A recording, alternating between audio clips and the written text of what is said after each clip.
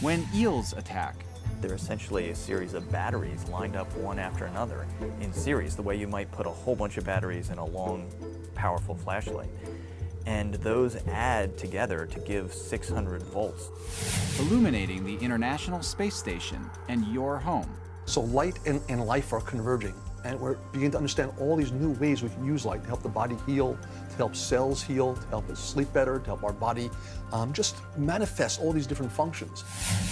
And finally, virtual reality, real life experience. In order to allow the soldiers to come into our simulator and train as close to reality as possible, we wanted them to come with their real weapon, not a fake toy weapon or a simulated weapon.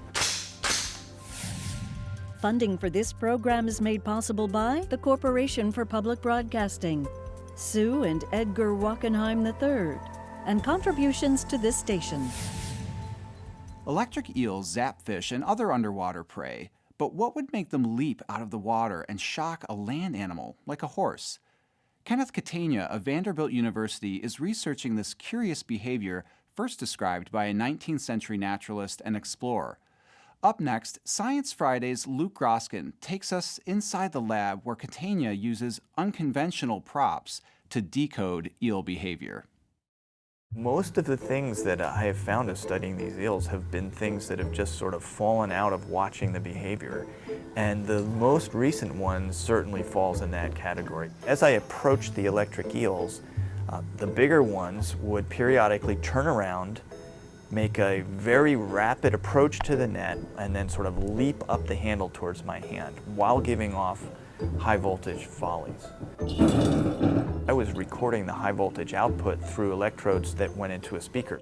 And it was quite shocking to experience. In the midst of sort of thinking about what all this meant, I came across a really amazing figure showing an experience by Alexander von Humboldt in 1800. We were conducted by the Indians to a stream, which, in the time of drought, forms a basin of muddy water. To catch the gymnoti with nets is very difficult. The Indians therefore told us that they would fish with horses. The extraordinary noise caused by the horses' hoofs makes the fish issue from the mud and excites them to the attack. A contest between animals of so different an organization presents a very striking spectacle. The Indians prevent the horses from running away. The eel, being 5 foot long and pressing itself against the belly of the horses, makes a discharge along the whole extent of its electric organ. The horses are probably not killed, but only stunned. They are drowned from the impossibility of rising amid the prolonged struggle.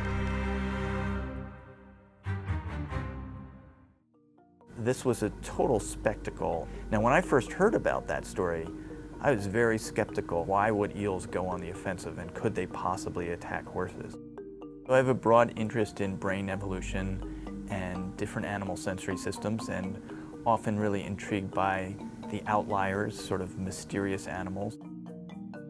So the electric eels are really interesting in that they are not related to other freshwater eels. They're really an electric fish. And I kind of like to say the electric eel went down the weapons of mass destruction pathway from that origin. Most of the eel's body contains electric organs, with the head giving off a positive charge and the tail negative when zapping a fish. They're essentially a series of batteries lined up one after another in series, the way you might put a whole bunch of batteries in a long, powerful flashlight. And those add together to give 600 volts ultimately for a large electric eel. In the few years that Catania's been studying eels, he's looked at how they stun their prey. The eel can remotely activate the prey's muscles through the nerves to temporarily paralyze it. And that is the same as a taser. And eels can control the intensity of their shocks. So what would make an eel emerge from the water, as recounted by Humboldt and now seen by Catania? To find out, Catania used some unconventional props. So what I did was to take what I thought was a good stand-in predator, a prop crocodile head, And I drilled holes in it and put LEDs that could be lit up by the electric eel as it ascended out of the water.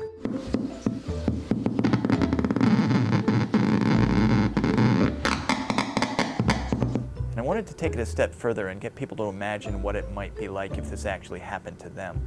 So I took some sort of Halloween zombie arms and put LEDs into these as well.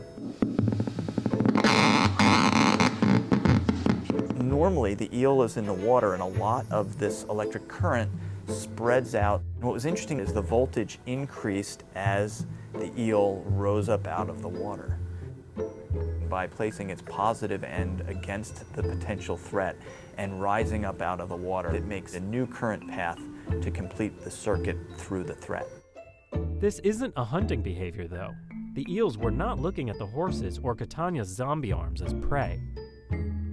In the Amazon, there's a rainy season, and then there's a dry season where a lot of fish, including electric eels, get caught in these residual pools. And actually, that's exactly what was the case when Humboldt went to collect the electric eels. Those eels were trapped in a drying pool from a stream. They can't retreat, and so they need another option to defend themselves. It's a situation, I think, where the best defense is a good offense.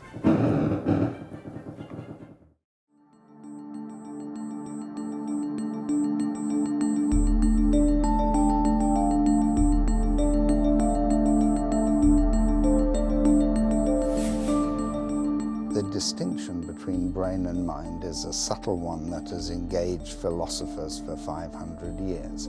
Brain is an organizational reality of nerve cells that are connected. The brain contains almost as many nerve cells as stars in the known universe, and so it's a big number. Mind is a mysterious product of what the brain does.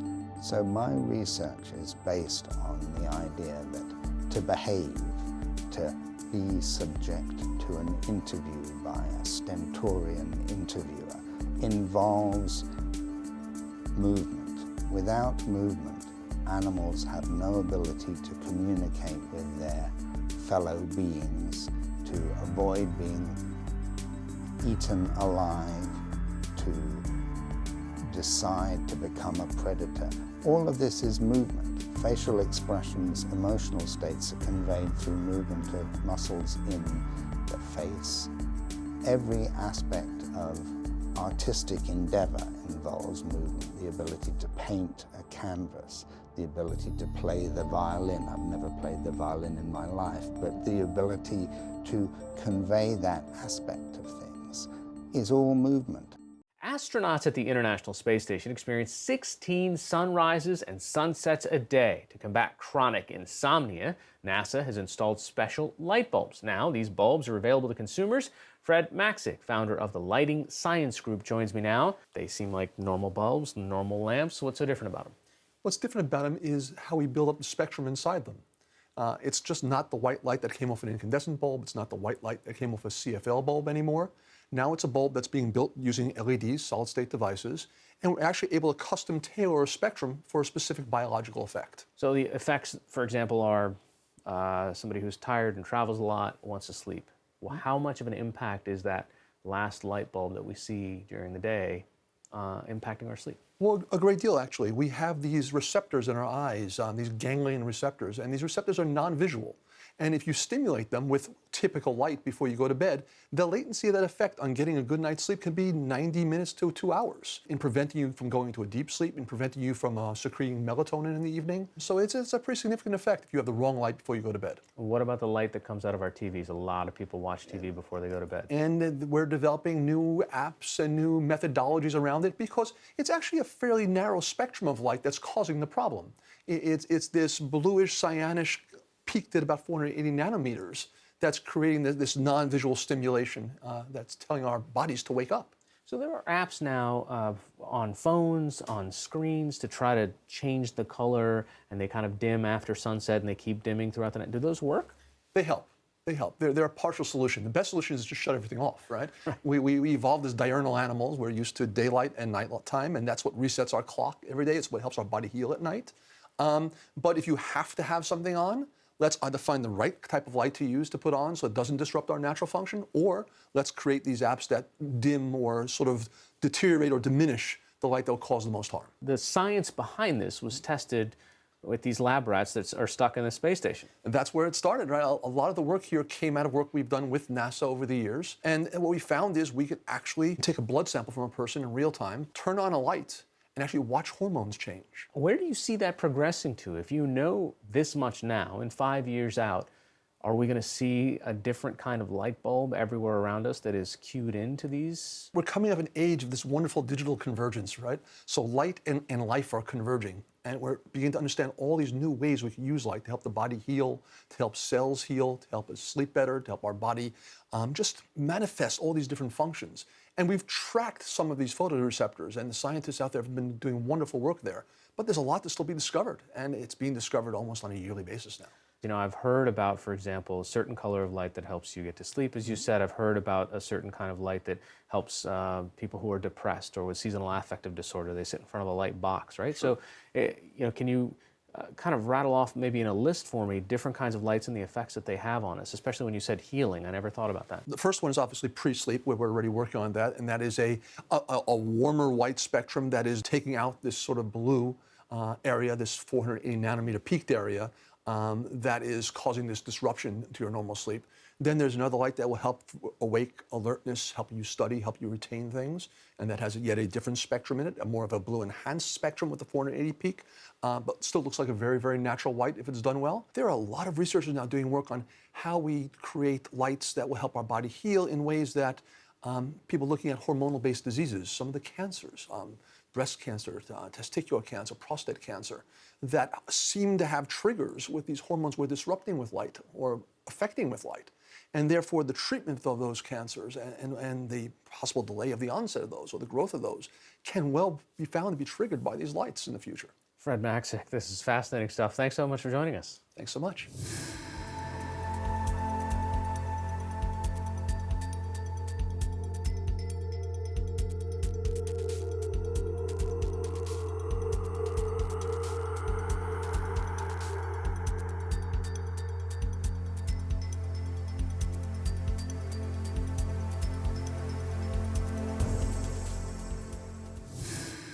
The technology used to create virtual worlds and environments has advanced rapidly in the past few years. Today, the engineers at Sirius Simulations in Orlando, Florida, are using virtual experience to assist in real-world training. From soldiers to surgeons, virtual simulations are becoming a common teaching tool. Here's the story. What I'm doing right now is I am painting our training space. This is so the cameras can calibrate each other and know what they're looking at, know the space that they're going to be tracking. We call this our tracking volume. Sirius Simulations is taking virtual reality training to the next level. One of our guiding principles is to make our simulators as realistic as possible, and that realism requires them to have complete freedom of movement without wires, without artificial backpack computers, and that requires a very accurate tracking system.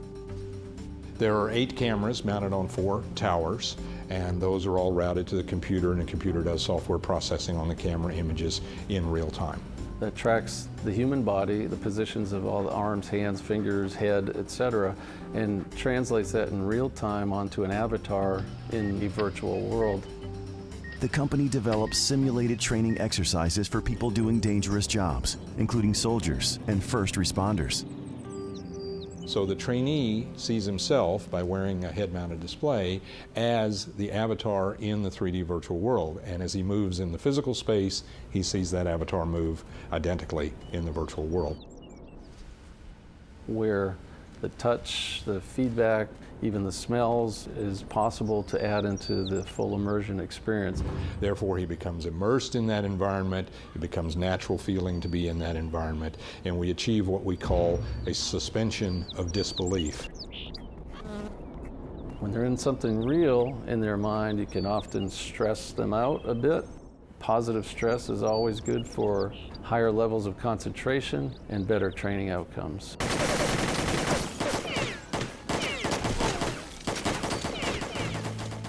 Chris's military experience proved invaluable in his new role with Serious Simulations.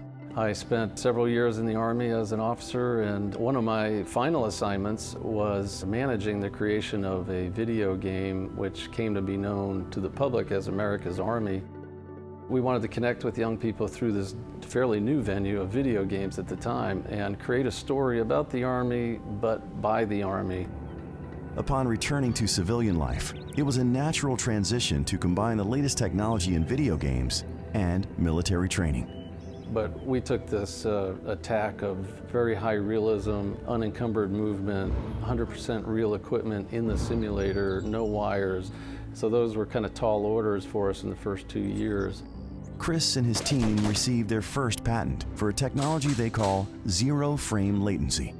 We did that so that we didn't add any more additional latency penalty, latency being the lag time that's involved between generating an image and its movement and having it displayed to the individual. So this clear box is a demonstration of a head-mounted display in a box to make it absolutely visible of what's going on. So inside every HMD, or head-mounted display, there is a display screen, one or more of those, a battery, some electronics, and because this one is wireless, we also have a wireless receiver inside of this box. And the beauty of this system is that all the electronics and tracking systems are actually in the visor. So as soon as he's finished, we can actually just remove the visor and attach it to the next person, So it's a very, very high throughput system. All of these are central to making our technology work, creating the only wireless package for very wide field of view, high resolution displays out there. The system also allows trainees to use their personal gear, adding another level of realism. We have a saying here that if it's real, then it's right. And weapons for both police and for military are quite individualized now. In order to allow the soldiers to come into our simulator and train as close to reality as possible, we wanted them to come with their real weapon, not a fake toy weapon or a simulated weapon. We also allow the trainees to wear 100% of their real combat gear with some overlays for the simulation. As opposed to this. Chris knows the value of real-world experience firsthand and employs individuals who are on the same page. I like employing veterans just because we have a common background, common experience, and I like to give back a bit by helping their transitions into civilian life. There's lots of opportunities, lots of careers within the military that translate very well into civilian sector jobs. And resetting your mind a bit and resetting your vocabulary and resetting your expectations as you exit the military can make it quite successful.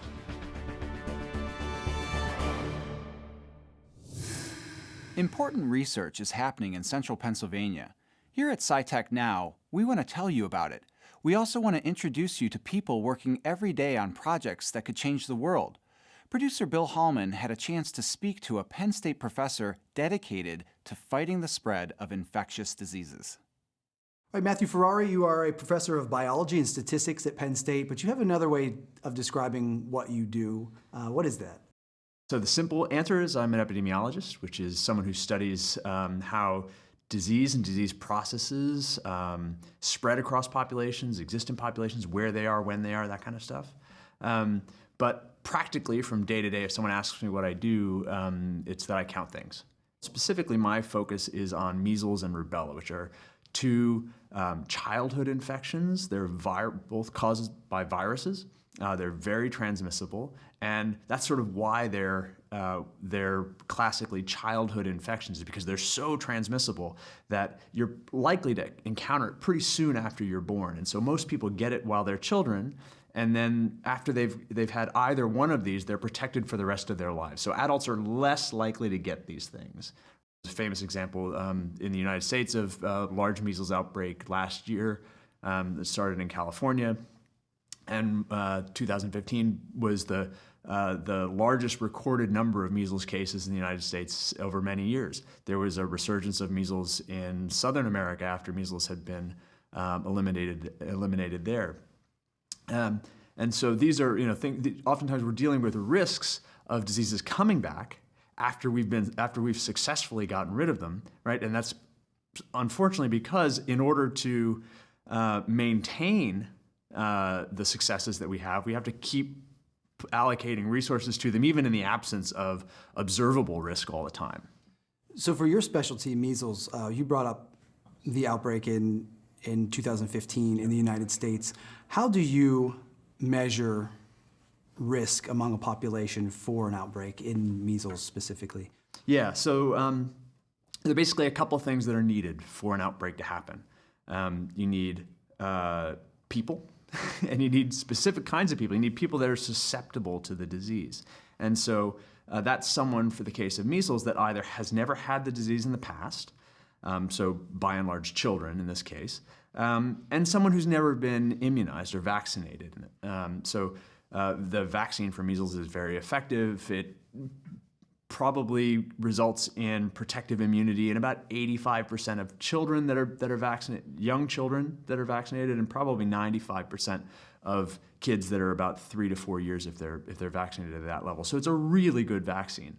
But it's also a very tenacious virus, and so it spreads really fast. It finds whoever isn't vaccinated. And so really the classic thing that we need to measure is just where are the unvaccinated people, where are the people that are susceptible to this, and how are they distributed in space?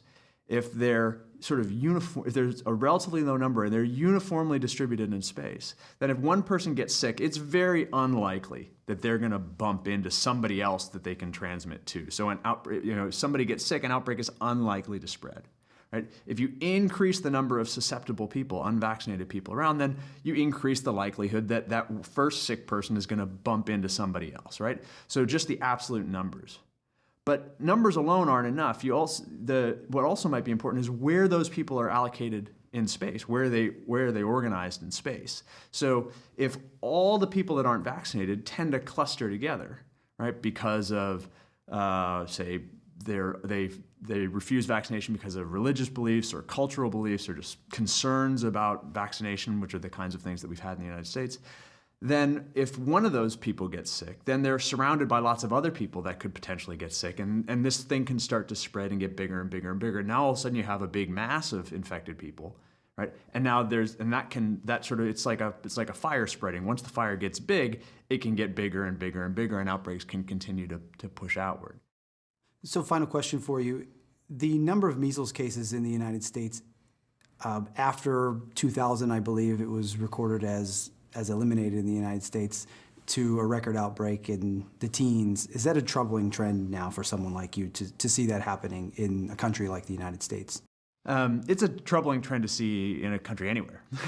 Absolutely in the United States. And the major concern is that what that reflects is a decline in protective services and the rate at which people are getting vaccinated.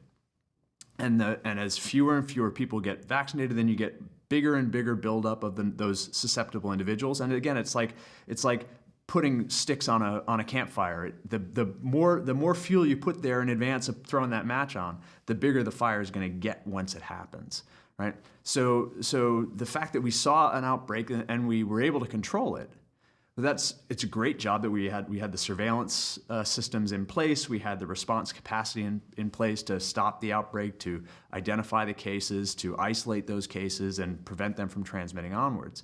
But that doesn't mean we didn't burn through all the wood that was out there, right? There still is quite a large possibility that there are lots of pockets of these susceptible individuals around the United States that could allow a subsequent outbreak to happen.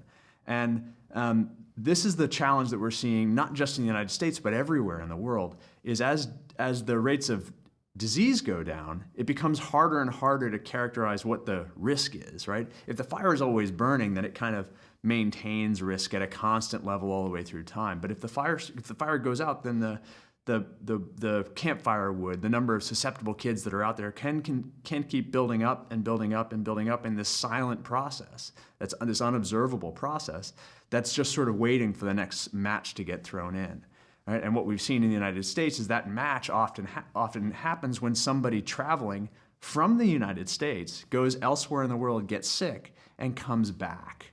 Right? So it's a immigration or a migration process that's bringing measles back into the United States, but it's Americans that are the ones that are causing that. It's susceptible Americans that are going out and getting infected elsewhere in the world and coming back and sort of lighting these fires that are giving rise to these outbreaks.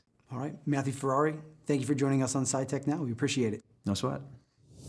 You can watch full episodes of SciTech Now on demand and on WPSU's YouTube channel. I'm Mike Zeman. Thanks for watching. Funding for this program is made possible by the Corporation for Public Broadcasting, Sue and Edgar Wackenheim III, and contributions to this station.